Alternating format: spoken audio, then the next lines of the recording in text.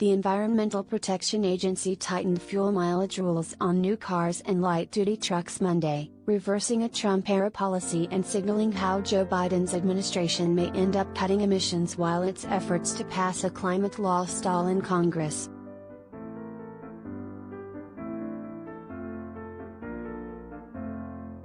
The new rule will require automakers to achieve an average of at least 55 miles per gallon fleet-wide by 2026, a sizable increase over the standard of 40.4 miles per gallon set during Donald Trump's presidency.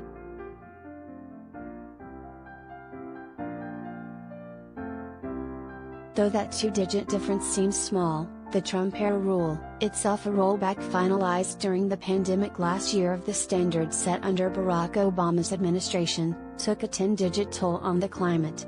The standard set the stage for American automobiles to pump an additional 1 billion metric tons of carbon into the atmosphere over their lifespans on the road.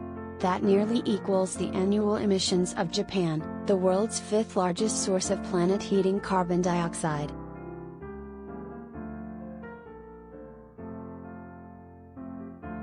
Automobile tailpipes spew the largest share of the United States' climate-changing pollution, in addition to loads of fine particulate matter that trigger breathing problems and shorten lives, particularly in neighborhoods near highways.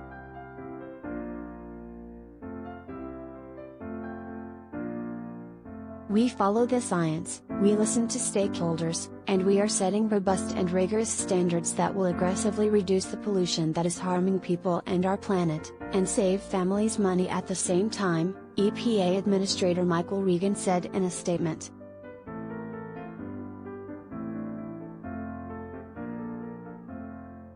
The EPA estimates that by mid-century, the new standards will avert more than 3 billion tons of planet-warming emissions, more than half of the total U.S. carbon dioxide emissions in 2019.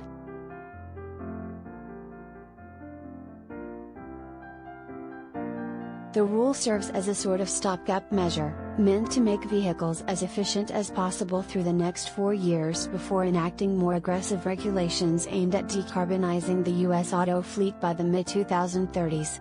The rule was pushed forward at an unusually hasty pace to ensure that the regulation was complete by December, allowing it to come into force for 2023 vehicle models.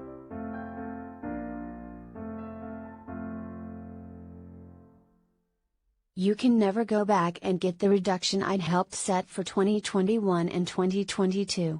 We lost those 2 years under Trump, said Jeff Alston, a former senior engineer and policy advisor to the EPA's Office of Transportation and Air Quality, who had helped write the Obama-era regulations. This rulemaking recaptures what would have been the lost year of 2023.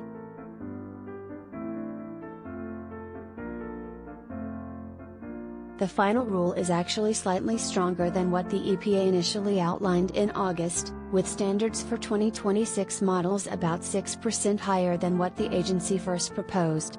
It's also forecast to deliver deeper cuts than what the original Obama regulation would have achieved.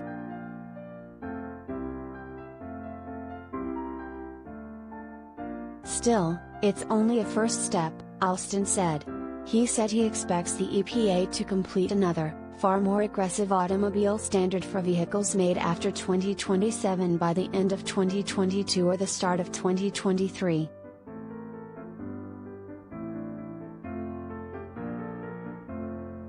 The agency got about as much as they could get under these 4 years, and the real key will be in that second rulemaking for 2027, Alston said.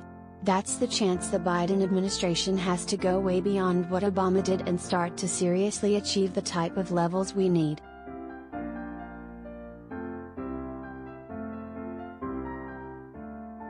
Monday's announcement comes as Biden faces mounting pressure to take unilateral action to confront the climate threat.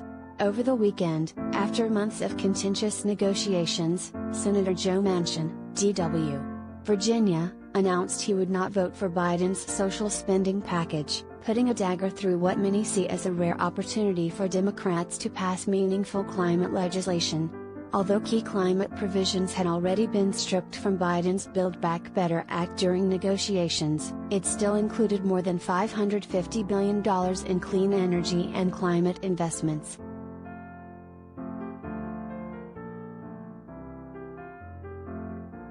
"I hope that Congress will one day pass laws to slow the climate crisis," Jennifer Rocalla, executive director of the Center for Western Priorities, said in a statement Sunday.